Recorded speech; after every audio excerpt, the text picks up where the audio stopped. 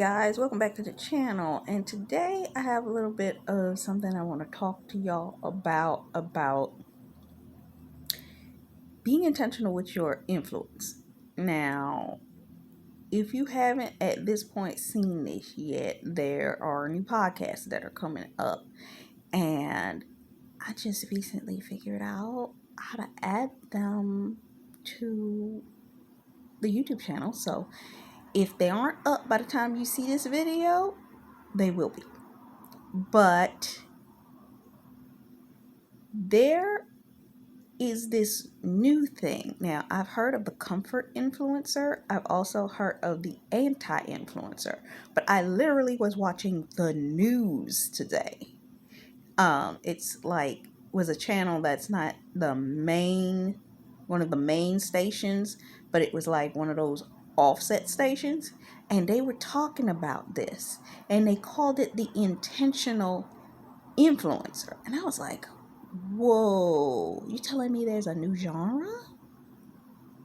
Let me listen to this and find out what that is.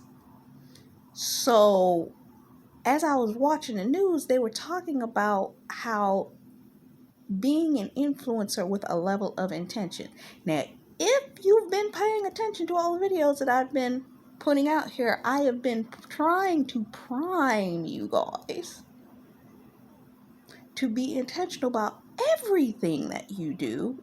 If you're going to be on social media under any circumstance, whether you're a blog poster or a creator that is creating content, that there needs to be some form of an intention, understanding what it is that you do and paying more close attention to what it is that you're desiring to do. Meaning, don't just come on here wanting to be on here, but to be on here with a level of intentionality, meaning knowing what you're good at, finding your zone of genius in the combination of things that you're good at, understanding what is for you, what isn't for you, and then taking that intention and seeing that you put it in its right lane. Now, this is interesting because I recently was looking at a video from Jade Benson, and she made the point of saying that there's this debate now whether you should niche down or you shouldn't niche down. And I recall when I first started in social media, in the element of really taking it seriously, there was that debate. Even the person that was mentoring me in that season was saying that you need to find your one thing. But at the same time, we've all heard the quote, jack of all trades, master of none. But you realize that's not the whole quote, right? There's another part to that quote that talks about the fact that being a jack of all trades actually positions you to be ingenious in what you do. Most people don't know that other half of that quote. So your homework is to go look that quote up and figure out what the rest of the quote says. But you can do multiple things all at the same time. The key is understanding with an intention of what it is that you want to do with that. The news report I was looking at, they were literally talking about like some common areas. And due to this, I'm going to even cross reference. They were talking about the fact that people are now doing more conversating about cooking from scratch. I want you to look up, there's a woman who started her business from scratch, and I think the name of her book is called Made from Scratch. And she has a beautiful story of how she came out of a marriage and started a baking business, and now that baking business is worth over $10 million. Then you have a situation where one of the second ones was homestead, One of the most popular bloggers out there right now, can't think of her name, but I know that the name of her blog is The Pioneer. I think it's the Pioneer Lady or something like that. They call her that. And she's a homestead blogger. And she has like a fully blown up blogging page on being like your quaint home farmer, making stuff with her and her husband out on the farm. Then there is the influencer that is operating like maybe you're in preparation. Let me tell you something. There was a young woman that I used to watch on YouTube years ago. I'm talking about over 10 years ago. And her channel was doing okay. She was a comedian. She did all this kind of stuff on her channel. But she struck gold when she made the decision. Sorry about that. But when she made the decision to share with everyone the process of her pregnancy while vlogging the entire experience, meaning she started vlogging her life because she knew that the people were going to enjoy her experience through her progression of her pregnancies. And she got pregnant twice. She had a little girl, and within like a year or two of having the little girl, she had a little boy. Now, I fell off of her because they were doing too much. But the fact of the matter is, at the time, she appropriately capitalized off of that experience. The problem is, in the videos, as I told you previously, she went from being authentic to performance. And when she started becoming performance based, she lost a lot of people because she stopped being herself. And yeah, she got the endorsement deals and all of that kind of stuff, but her actual attitude stopped being 100% and she came off incorrectly. And then there was a fourth one. What was the fourth one? It's like health off the grid living type thing where you're really just focusing on your own internal world, but less about being the out there traveling the world, all over the world type influencer. And which lines up with that Pioneer Woman blogger and how she operates. But understanding that you don't have to sit up here and be like, I'm going to be the best, top, this, that, and the other. Let me tell you something from personal experience. I remember I was being mentored one season of my life, and in the midst of that experience, I had lost my train of thought that quick. You have to have a level of intentionality of what it is that you're desiring to do. I know that years ago when I was doing social media and a channel, that I had the intention to start off with fashion design and blogging in a direction that I was very equipped and adequate to talk about, but I found later on that I was no longer passionate because of the fact of I didn't actually enjoy talking about what was trending in fashion. So understanding what your intention is when you sit down and create a channel, because you're going to be married to talking about these intentions, but you want to also leave room for evolution in these topics and topic matters, so that you may also be able to see that you have a bridge. You can go off in a different direction. This is why it's important not to niche down, because you want to leave yourself room to expand, for yourself to evolve, for you to become something different. And having intentionality, it allows you the ability to choose how much you want to share or how little you want to share.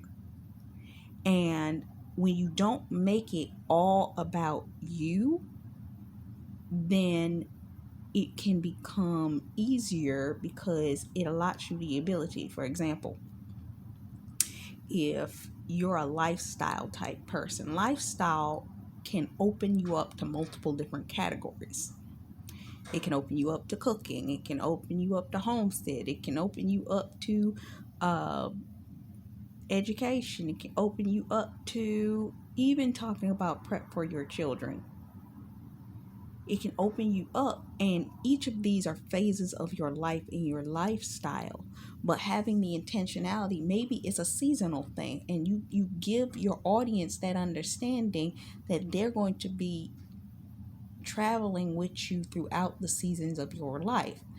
And when you set that intention, then they know not to only expect creative content from you, or only expect cooking content from you, or only expect. So set the intention of what it is that you want to do. Understand that you have a goal. Maybe you're educating someone on health goals and what you had to do to change your health and your boundaries to be able to live the lifestyle that you live currently, and to evolve for maybe an expansion of work that you're doing, an expansion of projects that you're doing, and understanding that the health regimen that you carry when you're not doing as much, as opposed to the next season where you may be doing much more, that you're helping people adjust in understanding, hey, in this season you may operate under this regimen, but in the next season you're going to need to operate under a different regimen. Let me explain to you what this regimen looks like and that regimen. It causes an evolution to your content. You see how that works? So this intentional influencer actually is a great door for you guys to operate in. I also recall being on YouTube and seeing this woman once, and she was talking about her lifestyle of being a mom and how she balances being a stay-at-home mom and how she takes care of her spiritual life and balances that with things that she has to do as a mom. But she set the intention that her channel is going to be about being that mom and what it looks like for her on a day-to-day basis.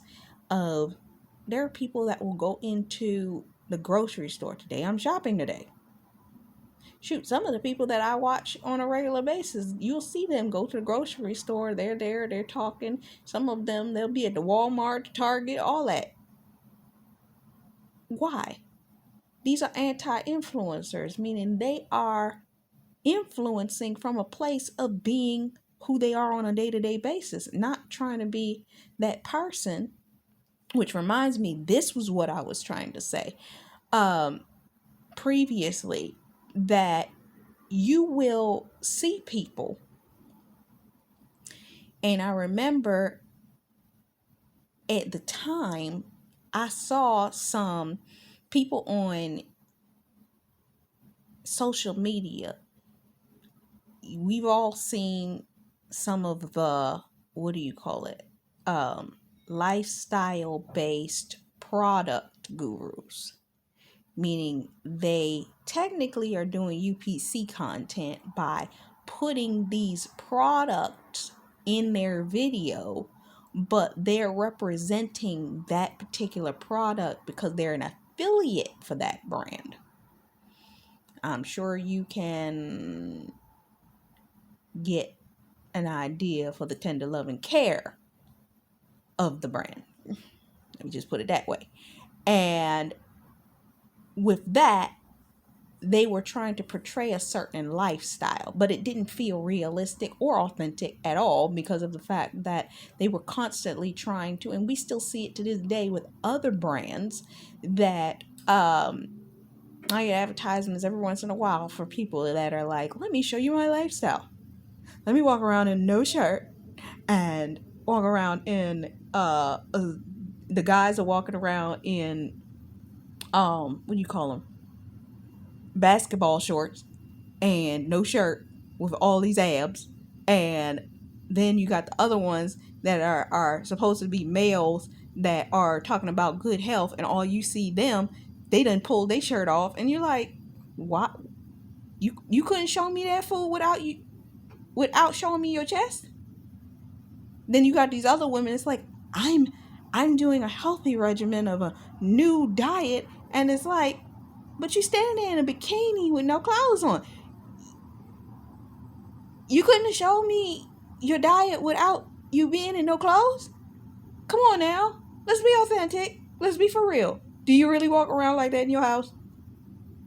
That's why people get sick and tired of these vanity YouTubers and creators, because it's like, you walking around, you gotta always have these thumbnails. I'm on vacation. Look at me in my bikini.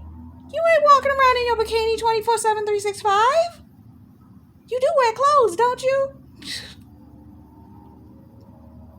You think you're not interesting enough if you have clothes on? Let's deal with the emotional issues that you got right here. Let me address that to y'all too. If you have emotional issues like that you don't think people are going to want to pay attention to you because you're not wearing no clothes, I'm going to need for you to get yourself together. I'm going to need you to get off these YouTube streets and deal with yourself, because you have to realize that people don't like you whether you have clothes on or not. And if you are walking around here trying to do a YouTube channel where in every video your cleavage is the only thing that everybody sees, if in every video that you're stripped down to your bathing suit and bikini because you're like, I'm out on vacation, that ain't realistic. That's vanity, sweetheart. What goes on internally reflects outward on your external environment. If you're walking around here in a bikini, that means that you're just trying to keep people's attention. And what attention are you getting from that? Are you getting authentic attention, or are you getting people that are looking for a thirst trap? Huh? Let's be real. Let's be authentic. Uh-huh. Have we not been paying attention to the video content? No performance base. Stop it. This is why I'm talking about this. Be intentional, because people are getting tired of unauthentic real people. These people walking around here with all these photographs and walking around in bikinis and Speedos and shorts and all that kind of stuff. Look at my wonderful life. For one, 80% of people don't have that wonderful life. We trying to figure out how to get there. But even in getting there, you should never boast or overly flaunt it. Well, I'm just so... There are individuals, and I'm being 100% serious, that they base their entire creative existence on creating a lifestyle brand that they can't even keep up with. Because the second that the money run out, how you gonna go on them vacations if you ain't got the money for it? There are people that build entire pages on going on Airbnbs, going to trips, going to all this kind of stuff, and they don't even have the money for that. And what they're doing is they're hemorrhaging the money that they do have, trying to keep up with the what, Joneses? So I want you to sit down and be intentional, because we grown out here, and actually be legit with yourself. Why we here? Why we here? Why we really here? And I want you to build a platform on what you can actually do. That means if you're starting off in your kitchen making up some body butters and what have you, then I'm going to need you to start off in your kitchen making body butters and pick up your camera and say, look, I'm making body butters. Look at my pot. But that's not pretty. People like that. Don't just show them when you get the factory and they're making it and you're like, look, we're in a factory. You'll get there. But let's start off with a piece of paper where you're sitting over the notebook at the table where you ain't started nothing yet and made the decision. Hey, let me write down in the notebook, I'm going to create body butters. Then let the next scene be you opening up your laptop and saying, what do body butter companies look like? Maybe I should look into customizing body butter. Or maybe I should order what it takes for me to mix my body butters in my house. Let's look up what products, what containers, what containment I need, and show that process. Then when the products arrive, show them, because everybody loves that what do they call it? AMSR or ASMR content of you opening the box and you pulling out your content and you pulling out the bag of the stuff that you got to use in order to mix your body butters. Everybody loves that stuff. Be an intentional influencer. Do what you do.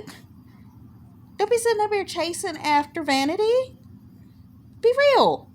People will like you better that way. If you want to dance in front of the camera because you just made your first brand new body butter, then do that. But do it because you wanted to, not because, if I get on here and I dance and I put some music on my video, that's going to go viral, especially if I use the right viral music. Stop it. Stop it. Sit down and figure out what you really want.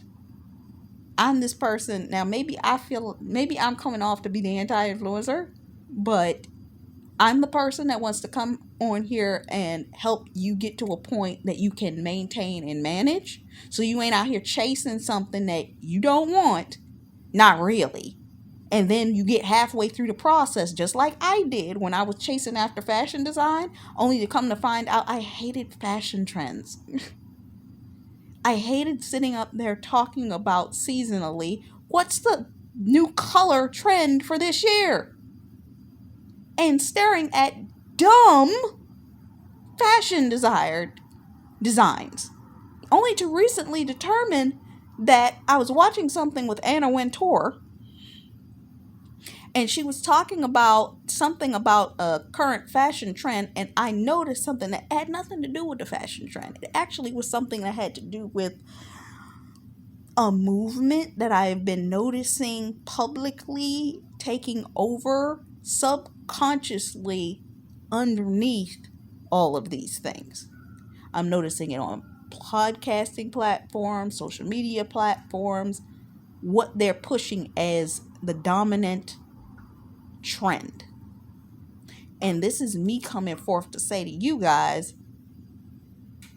I'm aware of these things. And if you don't want to get caught up in the trends, which brings me to my last point, don't you sit up here and just because it's trendy, think that you're going to get swept up in this trend fact. Because if you're chasing trends, just like you chase money, you're going to get worn out, because guess what? You're not authentically creating from a place of creativity. You're creating from a place of popularity, which lines up with what? Performance. Which lines up to what? You getting worn out at a specific point in time because you actually aren't being authentic to yourself. So I'm going to need for you to sit your behind down and figure out what you really want. Whether you want to create certain content for your channel, whether you want to be this kind of influencer or that kind of influencer. But recognize the influence. Don't chase trends. Be intentional. So, I'm going to get off of here because I've made my point. And until next time, much love, faith, peace, and blessings to you. From Kingdom Creator Connective Collective. Bye.